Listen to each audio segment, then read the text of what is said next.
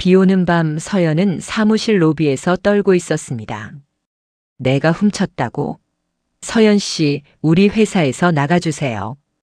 대표이사 김상훈의 목소리는 차가웠습니다. 주변의 모든 시선이 서연에게 쏠렸습니다. 마케팅팀 팀장으로 6년간 일해온 이곳에서 지금 그녀는 도둑으로 몰리고 있었습니다. 대표님, 저는 정말 아무것도 하지 않았습니다.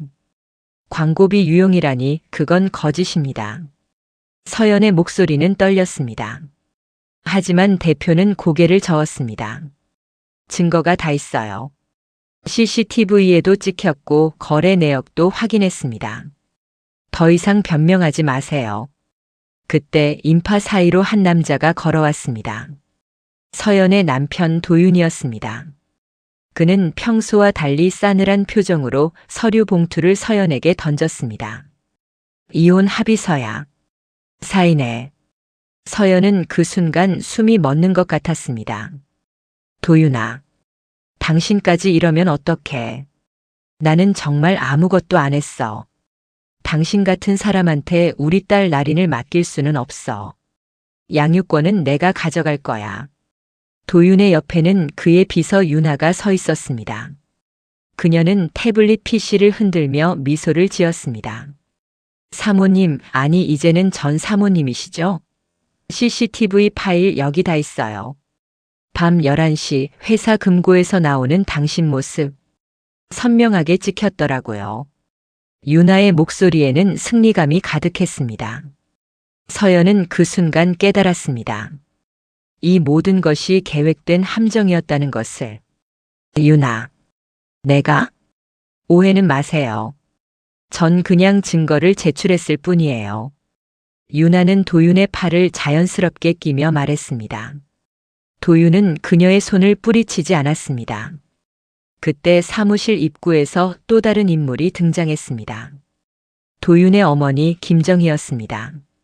명품 핸드백을 든 그녀는 침착하게 말했습니다. 도둑이 우리 집안에 들어온 게 제일 수치지. 서연 씨, 당신 짐은 이미 집 밖에 내놨어요. 우리 나린이는 내가 키울 테니 걱정 말고요. 어머님, 저는 정말 그만해요. 보기 흉하니까 빨리 나가요. 보안요원 2명이 서연에게 다가왔습니다. 그중 한 명이 손을 내밀었습니다. 출입증 반납해 주세요. 서연은 떨리는 손으로 목에 걸린 사원증을 벗었습니다. 플라스틱 카드가 바닥에 떨어지는 소리가 로비에 울렸습니다. 나가주시죠. 보안요원의 손이 서연의 팔을 잡았습니다. 서연은 비틀거리며 로비를 빠져나왔습니다. 밖에는 억수같이 비가 내리고 있었습니다. 빗속에서 서연은 무너졌습니다. 눈물이 비와 섞여 흘러내렸습니다. 회사에서 쫓겨나고 남편에게 배신당하고 딸까지 빼앗겼습니다. 나린아, 엄마가 미안해. 서연은 낡은 가죽 가방을 움켜쥐며 어둠 속으로 걸어갔습니다. 그 가방은 1년 전 돌아가신 어머니가 남긴 유품이었습니다. 하지만 그 누구도 몰랐습니다. 그 가방 안에 대한민국 금융계를 뒤집어 놓을 어머니의 메탈 카드가 숨어 있다는 사실을. 서연조차도. 구독과 좋아요는 영상 제작에 큰 힘이 됩니다. 서연은 비에 젖은 채 골목길을 헤매고 있었습니다. 갈 곳이 없었습니다. 집은 이미 시어머니가 장악했고 친정은 없었습니다. 어머니는 1년 전 돌아가셨고 아버지는 서연이 어릴 때 세상을 떠났습니다. 엄마, 나 어떡해. 서연은 편의점 처마 밑에서 몸을 웅크렸습니다. 휴대폰을 꺼냈지만 전화할 사람이 없었습니다. 친구들은 결혼 후 도윤 가족의 눈치 때문에 하나둘 멀어졌습니다. 휴대폰 화면에 나린의 사진이 떠올랐습니다. 7살 딸아이의 환한 웃음. 서연의 가슴이 찢어지는 것 같았습니다. 나린아, 엄마가 꼭 데리러 갈게. 꼭. 그때 휴대폰이 울렸습니다. 모르는 번호였습니다. 서연은 조심스럽게 전화를 받았습니다. 여보세요? 서연 씨죠?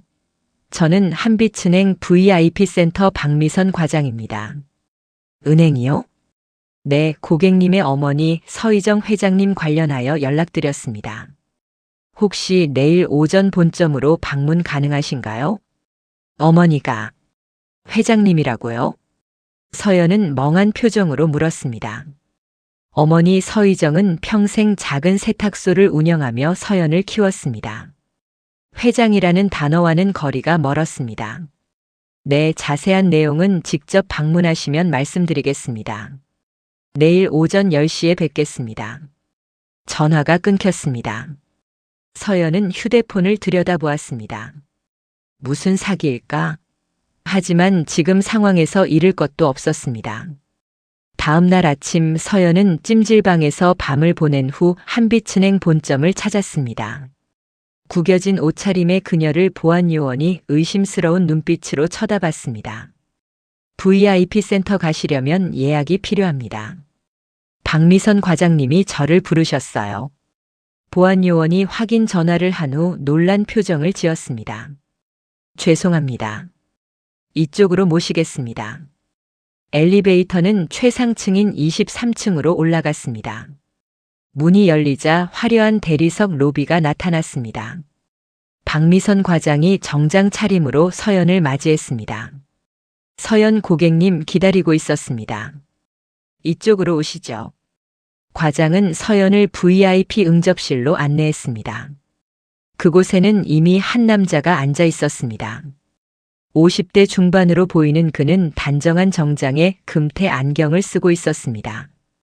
서연 고객님 소개하겠습니다. 본점 김재훈 점장님이십니다. 김재훈 점장은 일어나서 90도로 인사했습니다. 뵙게 되어 영광입니다. 고객님의 어머니 서희정 회장님께는 생전에 많은 가르침을 받았습니다. 서연은 당황스러웠습니다. 은행 본점장이 자신에게 고개를 숙이다니. 무슨 일인지 모르겠는데요. 김재훈 점장은 서류 파일을 꺼냈습니다. 어머님께서는 본 은행 지분 7%를 보유한 주요 주주셨습니다. 그리고 그 지분은 전부 고객님께 상속되었습니다. 7%요? 그게 얼마나 되는 건가요? 현재 시가로 약 3천억 원입니다. 서연은 숨이 멎는 것 같았습니다. 3천억? 어머니가? 그리고 이것이 어머님께서 남기신 프라이빗 뱅킹 계좌의 메탈 카드입니다. 김재훈 점장은 검은색 금속 카드를 꺼냈습니다. 카드에는 서희정이라는 이름이 새겨져 있었습니다. 이 계좌에는 현금 800억 원이 예치되어 있습니다. 그리고 국내외 부동산 15건, 비상장 주식 여러 건이 포함되어 있습니다. 서연의 손이 떨렸습니다. 이것이 현실일까? 어머니가 왜 저한테 아무 말도 안 하셨을까요? 박미선 과장이 조심스럽게 봉투 하나를 내밀었습니다. 회장님께서 남기신 편지입니다. 서연은 떨리는 손으로 편지를 열었습니다. 어머니의 익숙한 글씨체가 나타났습니다. 연아, 이 편지를 읽고 있다면 엄마는 이미 없을 거야. 미안해. 엄마가 너한테 숨긴 게 많았어. 엄마는 내가 평범하게, 행복하게 살기를 바랐어. 돈 때문에 고생하지 않기를 바랐지. 하지만 세상은 엄마 생각보다 더 험했나 봐. 만약 내가 힘들 때가 오면 이 카드를 사용해. 엄마가 평생 모은 거야. 넌 강한 아이야. 넌 할 수 있어. 사랑해, 우리 딸. 서연의 눈에서 눈물이 흘러내렸습니다. 어머니는 모든 걸 알고 계셨던 걸까? 고객님 괜찮으세요? 김재훈 점장의 목소리가 들렸습니다. 서연은 눈물을 닦으며 고개를 들었습니다. 네, 괜찮습니다. 서연의 눈빛이 변했습니다. 무너진 삶 속에서 처음으로 희망이 보였습니다. 아니, 희망이 아니었습니다. 복수의 칼날이 빛나기 시작했습니다. 점장님, 제가 이 돈을 자유롭게 쓸 수 있나요? 물론입니다. 모두 고객님의 자산입니다. 서연은 메탈 카드를 움켜쥐었습니다. 그럼 먼저 최고의 금융 전문가와 변호사를 소개해 주세요. 제가 할 일이 있습니다. 김재훈 점장은 미소를 지었습니다. 이미 준비되어 있습니다. 이틀 후 서연은 강남의 한 프라이빗 오피스에 앉아 있었습니다. 그녀 앞에는 두 사람이 있었습니다. 소개하겠습니다. 민정우 금융전략가입니다.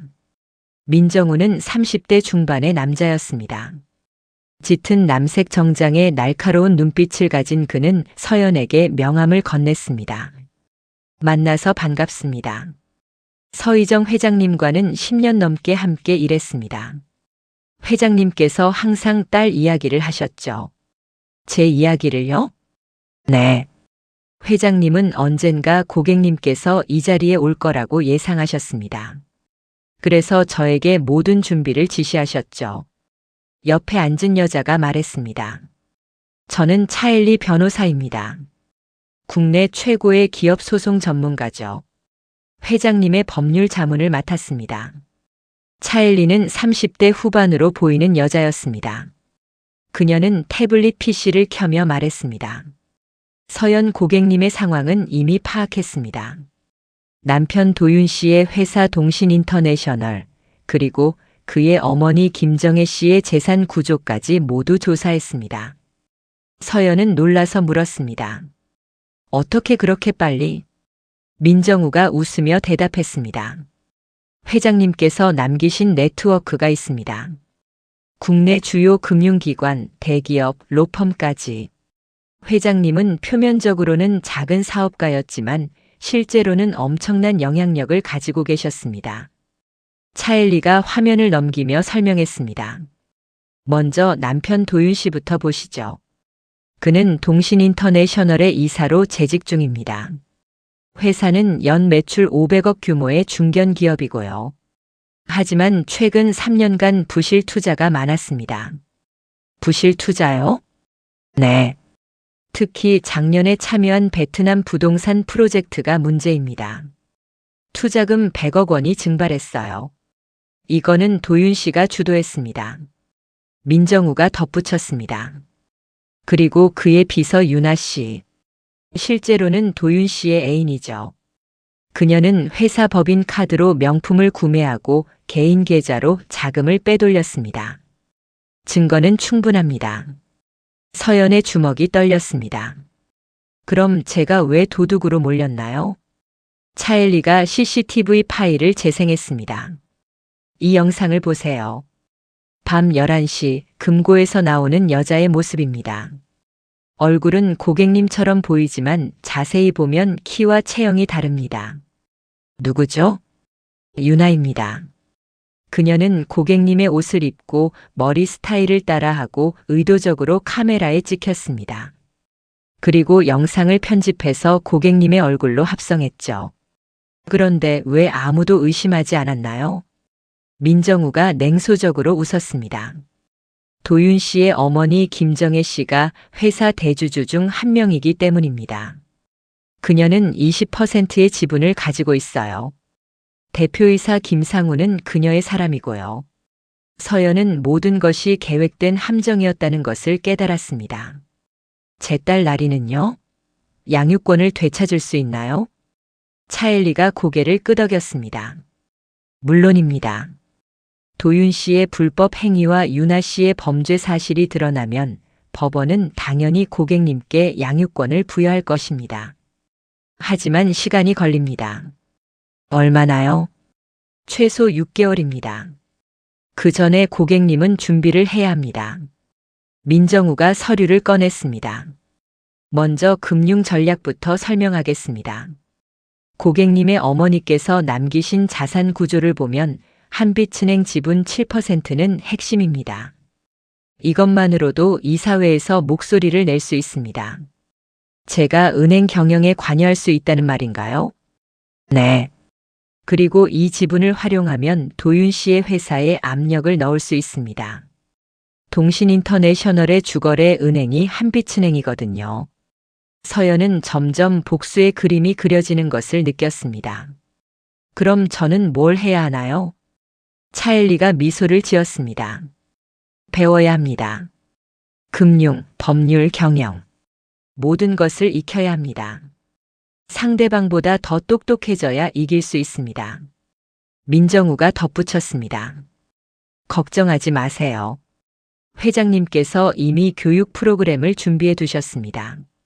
고객님은 단기간에 금융 전문가 수준의 지식을 습득하게 될 것입니다.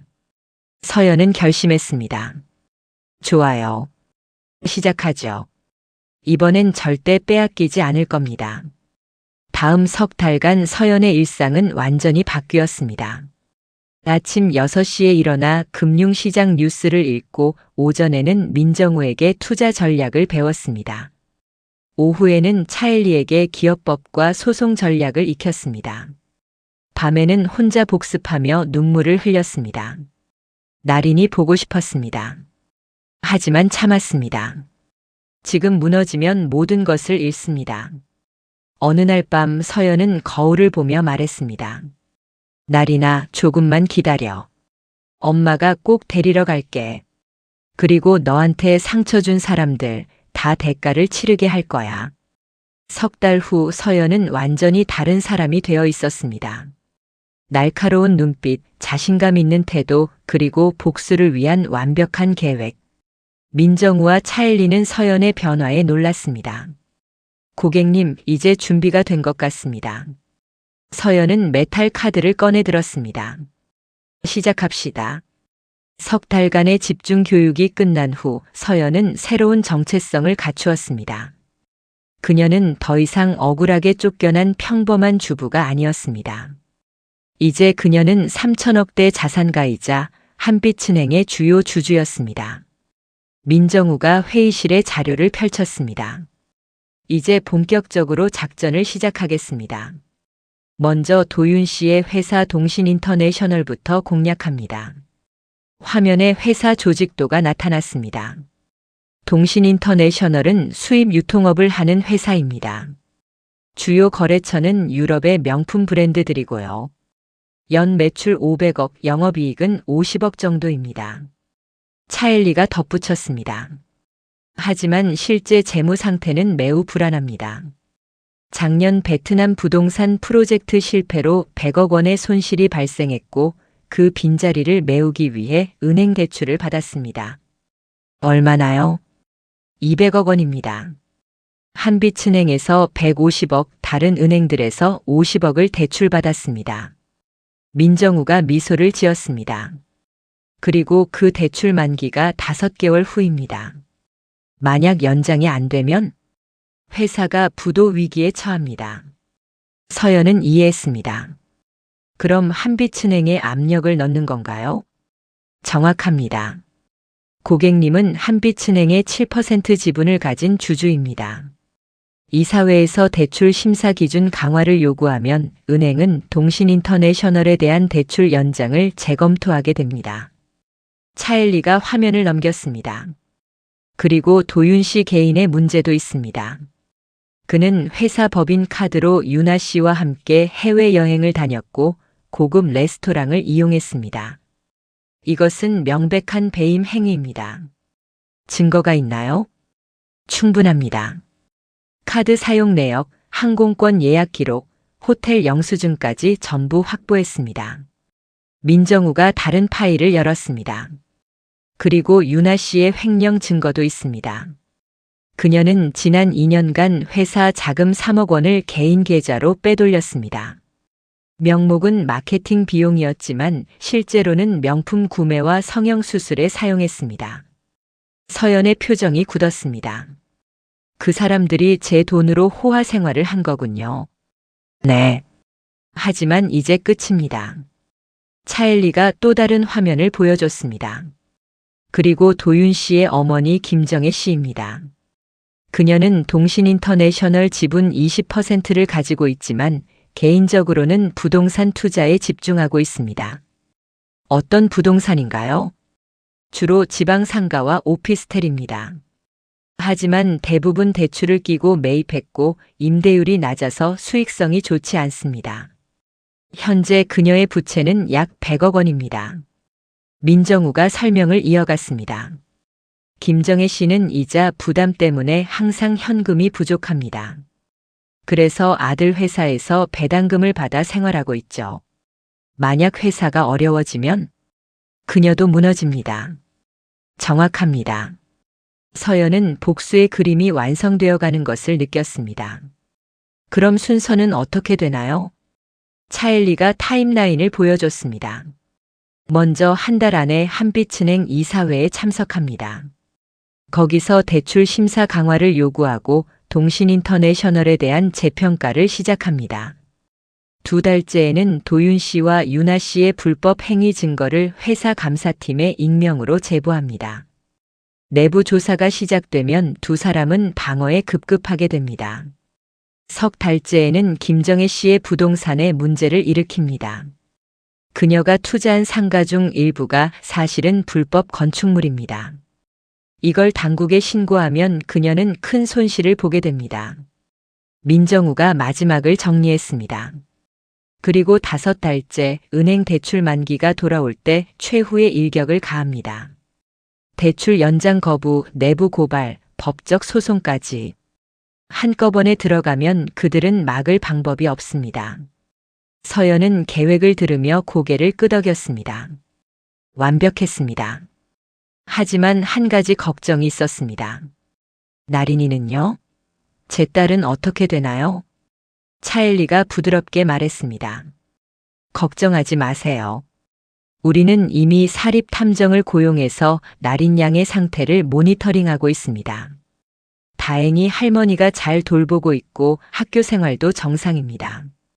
직접 볼 수는 없나요? 아직은 위험합니다. 도윤 씨가 눈치챌 수 있습니다. 조금만 참으세요. 모든 게 끝나면 나린 양을 데려올 수 있습니다. 서연은 눈물을 참으며 고개를 끄덕였습니다. 알겠습니다. 제가 할 일을 시작하죠. 일주일 후 서연은 한빛은행 이사회에 처음으로 참석했습니다. 23층 회의실에는 은행의 주요 임원들과 이사들이 모여 있었습니다. 김재훈 본점장이 서연을 소개했습니다. 여러분, 새로운 이사님을 소개합니다. 서희정 회장님의 따님이신 서연 이사님입니다. 서연은 일어나서 정중하게 인사했습니다. 반갑습니다. 서연입니다. 어머니의 뜻을 이어받아 은행 발전에 기여하고 싶습니다. 다른 이사들이 박수를 쳤습니다. 하지만 몇몇은 의심스러운 눈빛을 보냈습니다. 회의가 시작되고 여러 안건들이 논의되었습니다. 그리고 대출 심사 기준 관련 안건이 나왔을 때 서연이 손을 들었습니다. 질문 하나 드려도 될까요? 은행장이 고개를 끄덕였습니다. 말씀하세요, 서 이사님. 현재 우리 은행의 중소기업 대출 연체율이 작년 대비 3% 증가했다고 들었습니다. 이에 대한 대책이 있나요? 여신 담당 이사가 대답했습니다. 그것은 일시적인 현상입니다. 곧 정상화될 것으로 보입니다. 서연은 준비한 자료를 펼쳤습니다. 하지만 제가 조사한 바로는 부실 대출 기업 중 상당수가 재무 구조가 매우 취약합니다. 특히 부동산 관련 프로젝트에 투자한 기업들이 위험합니다. 회의실이 조용해졌습니다. 서연은 계속했습니다. 저는 대출 심사 기준을 강화하고 기존 대출 기업들에 대한 재평가를 제안합니다. 건전한 은행 경영을 위해서입니다. 은행장이 잠시 생각하더니 말했습니다. 좋은 제안입니다. 여신 담당 부서에서 검토해 주시기 바랍니다. 서연은 미소를 지었습니다. 첫 번째 단계가 성공했습니다. 회의가 끝난 후 민정우에게 전화를 걸었습니다. 성공했어요. 재평가가 시작됩니다. 잘하셨습니다. 이제 동신인터내셔널은 압박을 받기 시작할 것입니다. 서연은 창밖을 바라보며 말했습니다. 이제 시작일 뿐이에요. 그들이 느낄 고통은 아직 시작도 안 했습니다. 한 달이 지나자 동신인터내셔널의 첫 번째 파장이 일었습니다. 한빛은행 여신팀이 회사를 방문해 재무 상태를 점검했습니다. 도윤은 사무실에서 안절부절 못하고 있었습니다. 이게 무슨 일이야? 갑자기 왜 재평가를 한다는 거지? 재무팀장이 땀을 흘리며 대답했습니다. 은행 쪽에서 대출 심사 기준이 강화되었다고 합니다. 모든 기업 대출을 재검토한대요. 그럼 우리 대출 연장은? 아직 확답을 못 받았습니다. 추가 서류를 요구하고 있습니다. 도윤은 책상을 쳤습니다. 망할. 지금 자금 사정이 안 좋은데 대출이 막히면 어떡하라고. 그때 비서실에서 윤아가 들어왔습니다. 도윤 오빠 걱정 마요. 제가 은행 담당자한테 연락해 볼게요. 내가 뭘 안다고 나서. 윤아는 당황한 표정을 지었습니다. 도윤의 목소리에 짜증이 섞여 있었습니다. 미안, 내가 너무 예민했어. 요즘 스트레스가 많아서. 괜찮아요. 제가 이해해요. 하지만 윤아는 불안했습니다. 최근 도윤의 태도가 달라졌습니다. 예전처럼 다정하지 않았습니다. 그날 저녁 도윤의 집에서는 또 다른 문제가 터졌습니다. 김정희가 급하게 도윤을 불렀습니다. 도윤아, 큰일 났어. 무슨 일이세요, 어머니? 내가 투자한 대전 상가 건물, 그거 불법 건축물이래. 구청에서 시정 명령이 나왔어. 뭐라고요? 김정희는 떨리는 손으로 공문을 내밀었습니다. 이거 봐. 건축법 위반으로 벌금 5천만 원의 철거 명령까지 떨어졌어. 내가 그 건물에 40억을 투자했는데. 도윤은 서류를 읽으며 당황했습니다. 이게 어떻게 된 거예요? 분명히 합법적인 건물이라고 하셨잖아요. 나도 속은 거야. 그 부동산 중개인 놈이 날 속인 거지. 중개인한테 연락은 해보셨어요? 전화를 안 받아. 완전히 잠적했어. 도윤은 머리를 감싸쥐었습니다. 회사도 문제, 어머니 투자도 문제. 모든 게 동시에 터지고 있었습니다. 일단 변호사를 선임하세요. 법적으로 대응해야 합니다. 변호사 비용은 누가 돼? 제가. 회사에서 지원하겠습니다. 회사도 지금 어렵다며? 도윤은 대답할 수 없었습니다.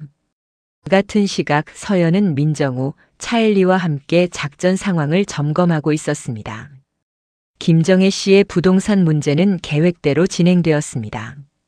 그녀는 앞으로 몇 달간 법적 분쟁에 휘말릴 것입니다. 차엘리가 보고했습니다. 그리고 동신인터내셔널의 재무 재평가도 진행 중입니다. 은행 측에서 추가 담보를 요구할 가능성이 높습니다. 민정우가 덧붙였습니다. 서연은 만족스러운 표정을 지었습니다. 좋아요. 그럼 다음 단계로 넘어가죠. 도윤과 윤아의 불법 행위 증거를 회사에 제보하세요. 알겠습니다. 내일 익명으로 감사팀에 제보하겠습니다. 차엘리가 확인했습니다. 이틀 후 동신인터내셔널 감사팀에 익명의 제보가 들어왔습니다. 법인 카드 부정 사용, 자금 횡령, 개인적 이익을 위한 회사 자산 사용 등 구체적인 증거와 함께였습니다. 감사팀장은 증거를 확인한 후 즉시 대표이사 김상훈에게 보고했습니다. 대표님, 심각한 문제입니다. 도윤 이사와 윤아 비서의 불법 행위 증거가 제보되었습니다. 김상훈은 서류를 받아 읽었습니다. 그의 얼굴이 굳었습니다. 이게 사실이야?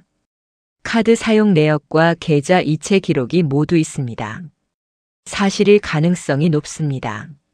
내부 조사를 시작해. 조용하게. 알겠습니다. 도윤은 감사팀의 조사가 시작된 것을 알고 패닉에 빠졌습니다. 누가 제보한 거야? 도대체 누가? 윤아는 더 불안해했습니다. 오빠, 우리 어떡해요? 증거가 다 있으면. 입 닥쳐. 지금 생각 좀 하자. 도윤은 방을 왔다 갔다 하며 고민했습니다. 그때 한 가지 생각이 떠올랐습니다. 서연이야. 그 여자가 복수하려고 이러는 거야. 서연 씨가요? 하지만 그 사람은 지금 아무것도 없잖아요. 아냐. 뭔가 있어. 그 여자가 이렇게 조용히 있을 리가 없어. 도윤은 급하게 사립 탐정을 고용했습니다.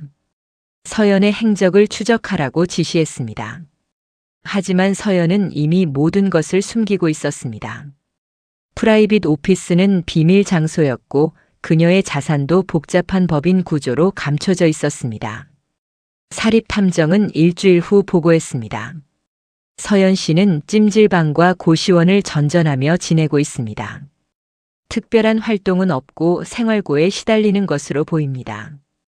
도윤은 안심했습니다. 그럼 그 여자가 아니네. 다른 누군가야. 하지만 그것은 함정이었습니다. 서연은 의도적으로 가난한 모습을 연기하고 있었습니다. 한 달이 더 지나자 동신인터내셔널의 상황은 더욱 악화되었습니다. 감사 결과 도윤과 유나의 불법 행위가 확인되었고 이사회는 긴급 회의를 소집했습니다. 김정희도 참석한 회의에서 김상훈 대표가 발표했습니다. 감사 결과 도윤 이사의 법인 카드 부정 사용과 유나 비서의 횡령이 확인되었습니다. 총 피해액은 4억 원에 달합니다. 뭐라고? 김정희가 소리쳤습니다. 도윤아, 이게 무슨 짓이야? 도윤은 창백한 얼굴로 변명했습니다. 어머니, 오해예요. 저는 오해? 증거가 다 있는데 무슨 오해야? 대표가 냉정하게 말했습니다. 도윤 이사는 즉시 직위 해제되며 법적 책임을 물을 것입니다. 유나 비서는 해고 조치합니다. 회의실이 술렁였습니다. 도윤은 무너졌습니다. 이럴 수는 없어. 나는 이 회사 이사야. 더 이상 아닙니다. 김정희는 분노와 당황으로 떨고 있었습니다. 아들이 범죄자가 되었습니다. 그리고 자신의 투자도 실패했습니다. 모든 것이 무너지고 있었습니다. 그날 밤 도윤은 술에 취해 집으로 돌아왔습니다. 유나는 그를 피해 짐을 싸고 있었습니다. 어디 가는 거야? 잠깐 친구 집에 가 있을게요. 도망가려고? 넌 나랑 같이 책임져야 해. 오빠가 다 책임지라고 했잖아요. 저는 시킨 대로 한 것뿐이에요. 둘은 싸우기 시작했습니다. 사랑은 이미 오래전에 사라졌습니다. 남은 건 두려움과 원망뿐이었습니다. 서연은 이 모든 상황을 보고받으며 차가운 미소를 지었습니다. 이제 시작일 뿐이에요. 진짜 지옥은 이제부터입니다. 2달이 더 지났습니다. 동신인터내셔널은 점점 더 깊은 수렁에 빠져들었습니다. 한빛은행은 대출 연장을 거부했고 추가 담보를 요구했습니다. 김상훈 대표는 비상경영회의를 소집했습니다. 현재 우리 회사는 심각한 유동성 위기에 처해 있습니다. 150억 원의 대출 만기가 한 달 남았는데 연장이 안 되고 있습니다. 김정희가 물었습니다. 다른 은행에서 대출받을 수는 없어요? 시도했지만 모두 거절당했습니다. 우리 회사의 신용등급이 하락했고 내부 비리 문제도 알려졌습니다. 그럼 어떡하란 말이에요? 대표는 무거운 표정으로 말했습니다. 개인 자산을 담보로 제공하거나 지분을 매각해야 합니다. 김정희는 절망했습니다. 그녀의 개인 자산은 이미 부동산 투자 실패로 위기 상황이었습니다. 같은 시각 서연은 차엘리와 마지막 작전을 점검하고 있었습니다. 도윤 씨가 참여한 베트남 부동산 프로젝트, 거기에 추가 문제가 있습니다. 차엘리가 서류를 보여줬습니다. 이 프로젝트는 실제로 주가 조작과 연결되어 있었습니다.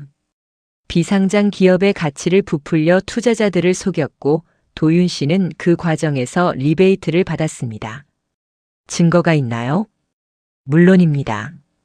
베트남 현지 조사팀이 확보한 계약서, 이메일, 자금 이동 기록까지 전부 있습니다. 민정우가 덧붙였습니다. 이것이 드러나면 도윤 씨는 단순한 회사 내부 비리가 아니라 금융사기 혐의로 검찰 조사를 받게 됩니다. 형사처벌은 피할 수 없습니다. 서연은 고개를 끄덕였습니다. 좋아요. 금융감독원과 검찰에 제보하세요. 그리고 언론에도 흘리세요. 이번에는 익명이 아니라 정식으로 고발하는 게 어떨까요? 차엘리가 제안했습니다. 고객님이 직접 나서는 겁니다. 피해자로서. 제가요? 네. 도윤 씨의 아내였고 그의 범죄로 인해 가정이 파탄났다고 주장하는 겁니다. 여론의 동정을 얻을 수 있고 법적으로도 유리합니다. 서연은 잠시 생각하다가 결심했습니다. 좋아요. 그렇게 하죠. 일주일 후 주요 언론에 기사가 터졌습니다. 동신인터내셔널 도윤 이사, 베트남 부동산 사기 연루 의혹. 이혼한 전 부인 남편의 금융 사기 혐의 고발. 주가 조작으로 수십억 부당이득, 검찰 수사 착수. 도윤은 집에서 기사를 보며 패닉에 빠졌습니다. 서연이. 진짜 서연이가 한 거야. 그는 급하게 서연에게 전화를 걸었습니다. 놀랍게도 서연이 전화를 받았습니다. 여보세요. 서연의 목소리는 차가웠습니다. 서연아, 당신이 고발한 거야? 네, 제가 했어요. 미쳤어? 나 이러다 감옥 가. 당연하죠. 당신이 저한테 한 것을 생각하면 그 정도는 약한 거예요. 도윤은 목소리를 낮췄습니다. 서연아, 우리 얘기 좀 하자. 만나자. 싫어요. 이제 법정에서 봐요. 나린이는? 나린이 생각은 안 해? 서연의 목소리가 떨렸습니다. 나린이는 제가 데려올 거예요. 당신 같은 범죄자한테 맡길 수 없으니까. 뭐라고? 서연은 전화를 끊었습니다. 도윤은 휴대폰을 집어던졌습니다. 그날부터 도윤은 매일 검찰 조사를 받았습니다. 증거가 워낙 명확해서 변명할 여지가 없었습니다. 유나도 횡령 혐의로 체포되었습니다. 그녀는 유치장에서 울며 후회했지만 이미 늦었습니다. 김정희는 아들의 몰락을 보며 무너졌습니다. 그녀의 부동산 투자도 계속 실패했고 빚은 늘어만 갔습니다. 어느 날 채권자들이 김정희의 집을 찾아왔습니다. 사모님, 대출 상환 기한이 지났습니다. 이번 달 안에 30억을 갚지 못하면 담보로 잡힌 건물을 경매 넘기겠습니다. 잠깐만요. 조금만 시간을 주세요. 이미 6개월을 기다렸습니다. 더 이상은 안 됩니다. 김정희는 절망했습니다. 아들은 검찰 조사를 받고 있고 회사는 부도 직전이고 자신의 재산도 사라지고 있었습니다. 그녀는 처음으로 후회했습니다. 서연을 그렇게 내쫓은 것을, 무고한 사람을 도둑으로 몰았던 것을. 하지만 이미 돌이킬 수 없었습니다. 한편 동신인터내셔널은 마침내 부도 처리되었습니다. 150억 원의 대출을 갚지 못했고 은행은 회사 자산을 압류했습니다. 직원들은 일자리를 잃었고 거래처들은 손실을 입었습니다. 대표이사 김상훈도 책임을 지고 사임했습니다. 뉴스에서는 연일 동신인터내셔널의 몰락을 보도했습니다. 중견기업 동신인터내셔널, 경영부실로 부도 처리. 이사의 횡령과 사기로 회사 붕괴, 피해자 속출. 서연은 뉴스를 보며 차가운 표정을 지었습니다. 복수의 첫 단계가 완성되었습니다. 하지만 아직 끝이 아니었습니다. 가장 중요한 것이 남아 있었습니다. 나린. 서연은 차엘리에게 전화를 걸었습니다. 변호사님, 양육권 소송 준비됐죠? 네, 완벽하게 준비했습니다. 도윤 씨의 범죄 기록과 경제적 무능력을 증명할 수 있습니다. 법원은 당연히 고객님께 양육권을 부여할 것입니다. 언제 시작할 수 있나요? 내일 소장을 제출하겠습니다. 서연은 눈물을 흘렸습니다. 기쁨의 눈물이었습니다. 나린아, 엄마가 곧 갈게. 양육권 소송이 시작되었습니다. 법원에서 첫 번째 심리가 열렸습니다. 서연은 차엘리와 함께 법정에 섰습니다. 반대편에는 도윤과 그의 변호사 그리고 김정희가 있었습니다. 판사가 말했습니다. 원고 측 주장을 들어보겠습니다. 차엘리가 일어섰습니다. 존경하는 판사님, 피고 도윤 씨는 금융사기, 횡령, 배임 등 여러 범죄 혐의로 검찰 조사를 받고 있습니다. 현재 구속 기소되어 재판을 기다리고 있습니다. 도윤은 죄수복을 입고 법정에 출석해 있었습니다. 그의 얼굴은 초췌했습니다. 또한 피고는 경제적 능력도 상실했습니다. 회사는 부도 처리되었고 개인 재산도 모두 채무 변제에 사용되었습니다. 미성년자인 나린 양을 양육할 능력이 전혀 없습니다. 판사가 도윤에게 물었습니다. 피고 측 반박하실 내용 있습니까? 도윤의 변호사가 일어섰습니다. 피고의 어머니 김정혜 씨가 나린 양을 양육하고 있으며 앞으로도 계속 양육할 의사가 있습니다. 차엘리가 즉시 반박했습니다. 하지만 김정혜 씨 역시 경제적 어려움에 처해 있습니다. 부동산 투자 실패로 수십억 원의 빚이 있고 현재 파산 위기입니다. 또한 나린 양의 친권자는 부모이지 조부모가 아닙니다. 판사는 서류를 검토하며 말했습니다. 원고 서연 씨의 경제적 능력은 어떻습니까? 차엘리가 서류를 제출했습니다. 원고는 현재 안정적인 수입과 주거지를 확보하고 있습니다. 나린 양을 양육하기에 충분한 환경을 갖추고 있습니다. 서류에는 서연의 자산 일부가 기재되어 있었습니다. 전부는 아니지만 양육에 충분한 금액이었습니다. 판사는 잠시 생각하더니 말했습니다. 일단 오늘은 여기까지 하겠습니다. 다음 심리 날짜는 2주 후입니다. 그때까지 양측은 추가 자료를 준비하시기 바랍니다. 법정이 끝났습니다. 서연은 도윤과 눈이 마주쳤습니다. 도윤은 원망 가득한 눈빛으로 서연을 바라봤습니다. 서연아, 이렇게까지 해야 했어? 서연은 차갑게 대답했습니다. 당신이 먼저 시작했어요. 저는 끝을 보는 것뿐이에요. 도윤은 교도관에게 끌려가며 소리쳤습니다. 나린이는 내 딸이야. 내 딸. 서연은 그를 보며 아무 감정도 느끼지 않았습니다.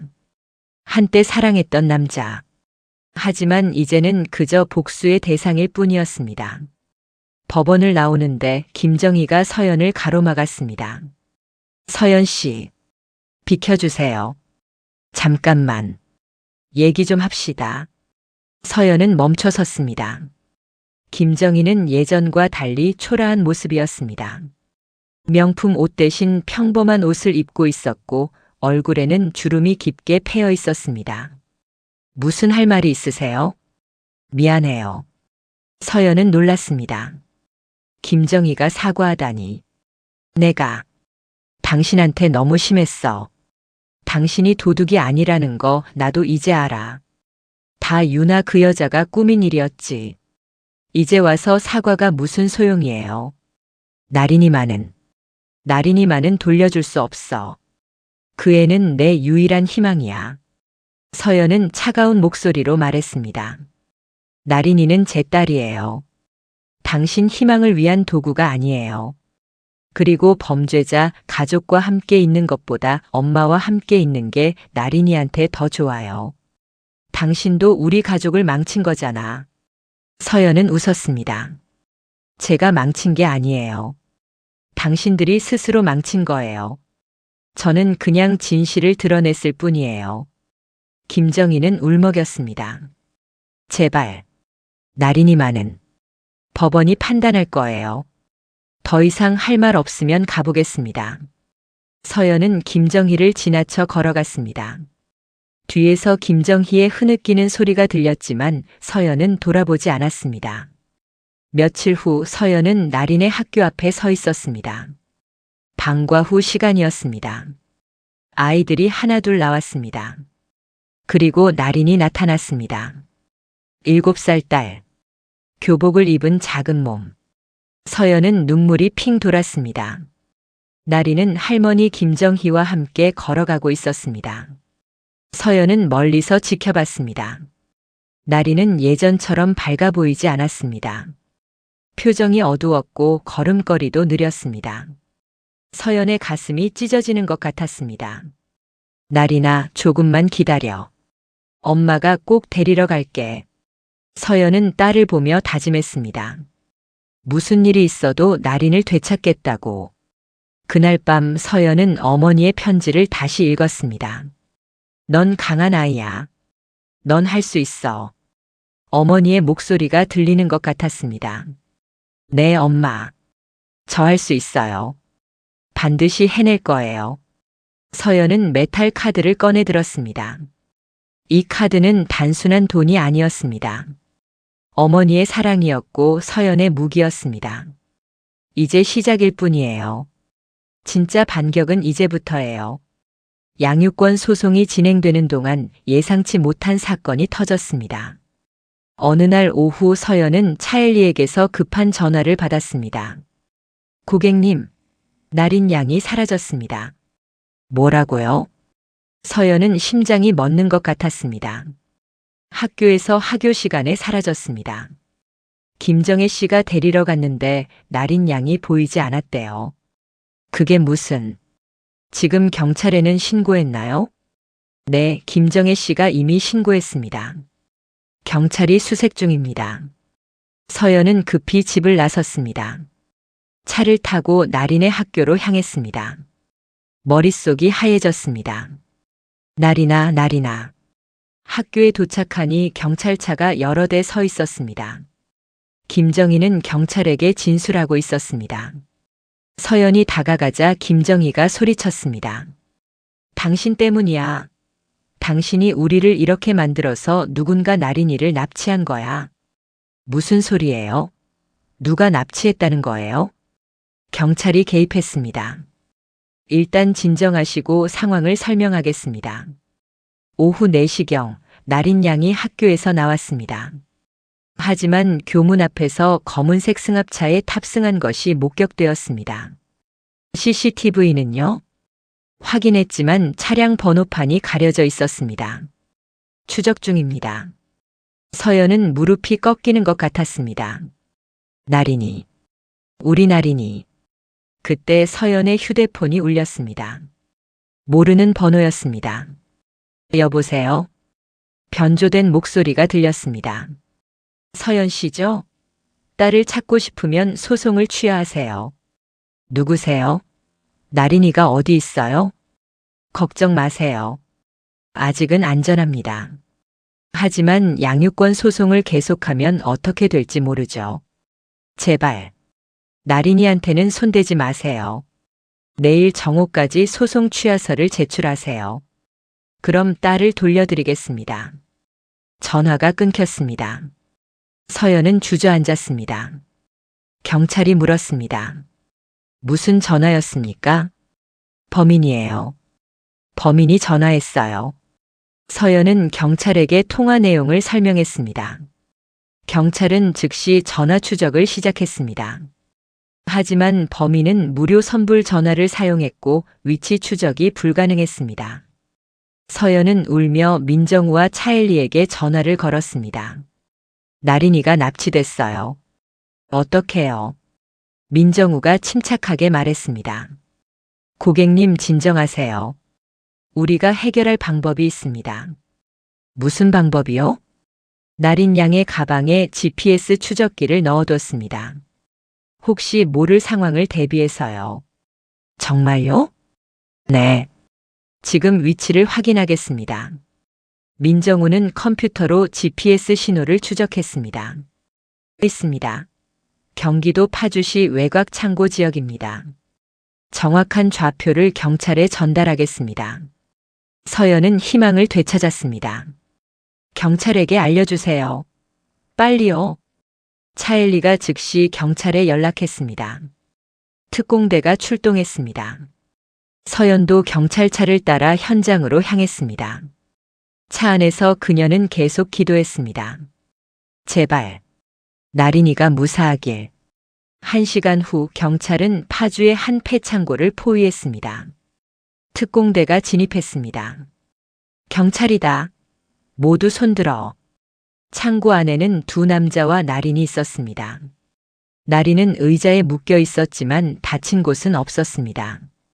나린아. 서연이 달려가 딸을 안았습니다. 엄마. 엄마. 나린은 엄마 품에서 울었습니다.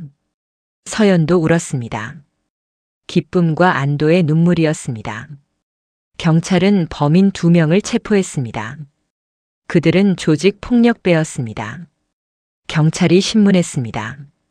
누가 시켰나? 범인들은 처음에는 입을 다물었지만 결국 자백했습니다. 유나라는 여자가 돈을 주고 시켰습니다. 아이를 납치해서 서연이란 여자를 협박하라고 했습니다. 서연은 분노로 떨었습니다. 유나였습니다. 감옥에 있으면서도 아직 해를 끼치려 했습니다. 차일리가 말했습니다. 이제 유나는 추가로 납치 교사죄로 기소될 것입니다. 형량이 대폭 늘어날 겁니다. 서연은 나린을 꼭 안으며 말했습니다. 이제 끝이에요. 더 이상 우리 딸한테 손댈 사람은 없을 거예요. 나린은 엄마 품에서 물었습니다.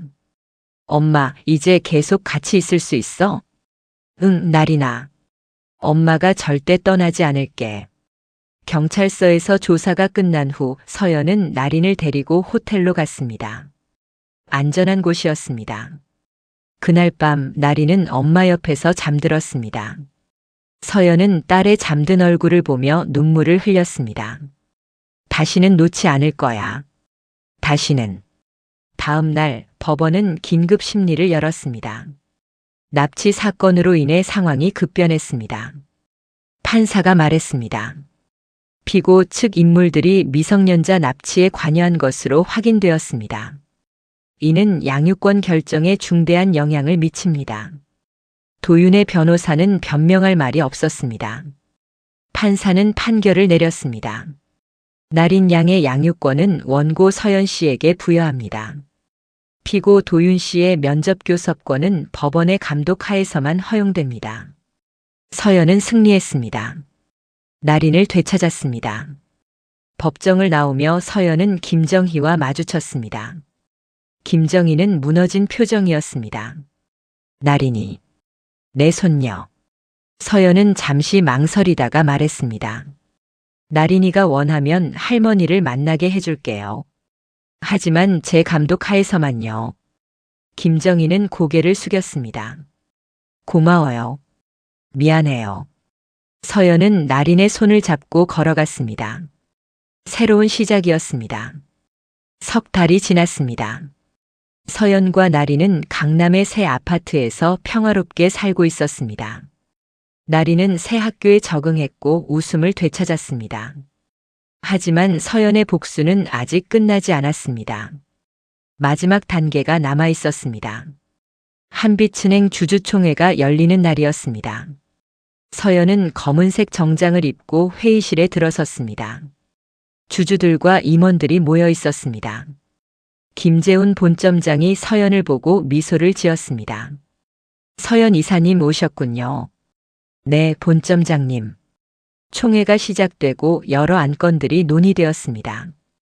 그리고 마지막 안건이 나왔습니다. 기타 안건이 있으신 분 계십니까? 서연이 손을 들었습니다.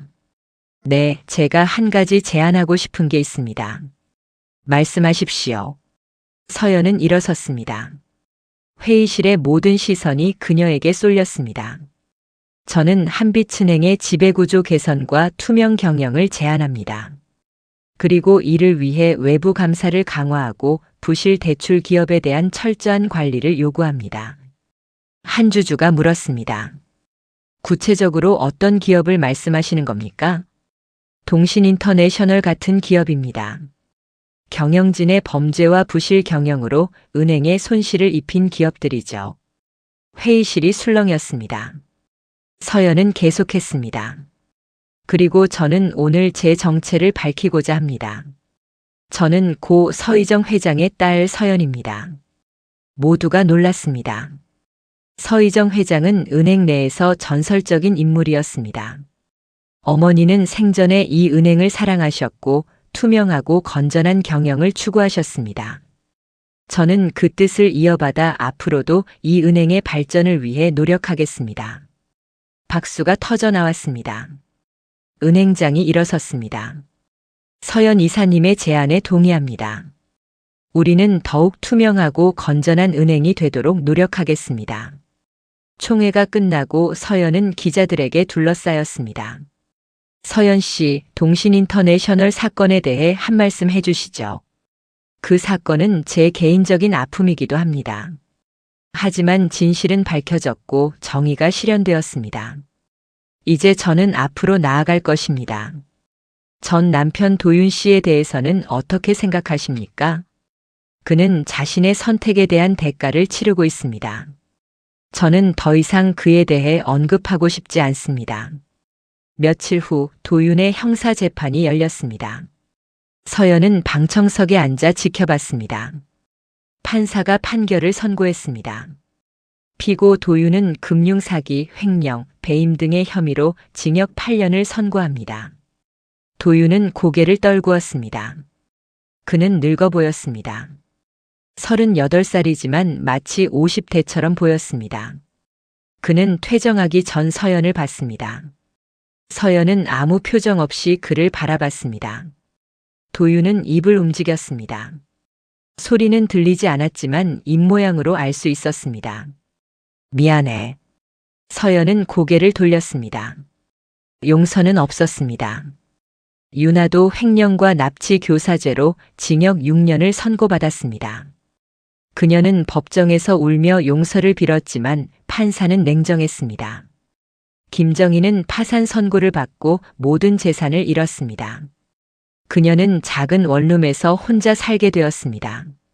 모든 것이 끝났습니다.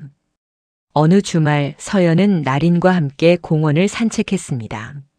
엄마, 우리 이제 계속 행복하게 살 수 있어? 서연은 딸을 안아올리며 말했습니다. 응, 나린아. 우리 이제 행복하게 살 거야. 아빠는요? 서연은 잠시 망설이다가 대답했습니다. 아빠는 아빠 나름대로 살아가실 거야. 우리는 우리대로 살면 돼. 할머니도 만날 수 있어? 응, 할머니가 보고 싶으면 만날 수 있어. 나리는 환하게 웃었습니다. 그날 밤 서연은 어머니의 사진을 꺼내봤습니다. 엄마, 저 해냈어요. 나린이도 되찾았고 제 삶도 되찾았어요. 사진 속 어머니는 따뜻하게 미소 짓고 있었습니다. 서연은 어머니의 목소리를 떠올렸습니다. 연아, 넌 할 수 있어. 네, 엄마. 저 할 수 있었어요. 그리고 앞으로도 할 수 있을 거예요. 서연은 메탈 카드를 꺼내 들었습니다. 이 카드는 단순한 돈이 아니었습니다.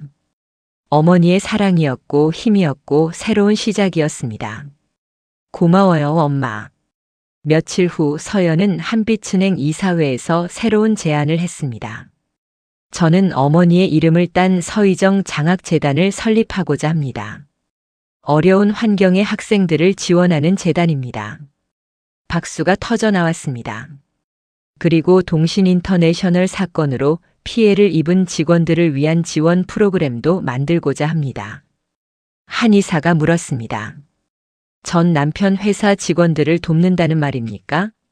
네. 그들은 죄가 없습니다. 경영진의 잘못으로 일자리를 잃은 사람들일 뿐입니다. 은행장이 말했습니다. 훌륭한 제안입니다. 은행도 적극 지원하겠습니다. 서연은 미소를 지었습니다. 복수는 끝났지만 이제 새로운 시작이었습니다. 1년 후 서연은 성공적인 사업가이자 자선가로 알려졌습니다. 그녀는 한빛은행 이사로서 영향력을 행사했고 여러 사회 공헌 활동을 펼쳤습니다. 나리는 건강하게 자랐고 학교에서 친구들도 많이 사귀었습니다. 어느 날 나린이 물었습니다. 엄마, 우리 외할머니는 어떤 분이었어?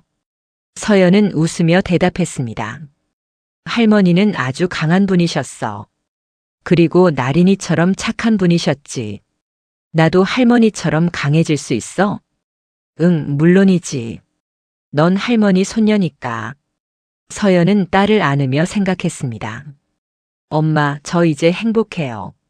나린이도 행복하고요. 엄마가 남겨주신 사랑 덕분이에요. 그날 밤 서연은 꿈을 꿨습니다. 어머니가 나타나 그녀를 안아줬습니다. 잘했어, 우리 딸. 정말 잘했어. 엄마. 이제 과거는 잊고 행복하게 살아. 그게 엄마 바람이야. 네, 엄마. 그렇게 할게요. 꿈에서 깨어난 서연은 눈물을 흘렸습니다. 하지만 슬픈 눈물이 아니었습니다. 감사의 눈물이었습니다. 창밖으로 아침 햇살이 비쳤습니다. 새로운 하루가 시작되었습니다. 서연은 일어나 거울을 봤습니다. 거울 속 여자는 강했습니다. 더 이상 억울하게 쫓겨난 여자가 아니었습니다. 그녀는 서연, 서희정 회장의 딸, 나린의 엄마, 그리고 자신의 삶을 되찾은 여자였습니다. 오늘도 좋은 하루야. 서연은 미소를 지으며 새로운 하루를 맞이했습니다. 복수는 끝났지만 삶은 계속되었습니다. 그리고 그 삶은 이제 서연의 것이었습니다.